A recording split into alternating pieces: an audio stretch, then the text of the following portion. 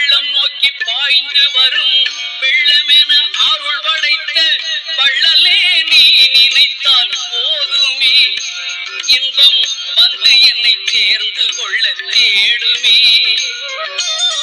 பள்ளம் நோக்கி பாய்ந்து வரும் வெள்ளமென அருள் படைத்த வள்ளலே நீ நினைத்தால் போதுமே, இன்பம் வந்து என்னை சேர்ந்து கொள்ள தேடுமே.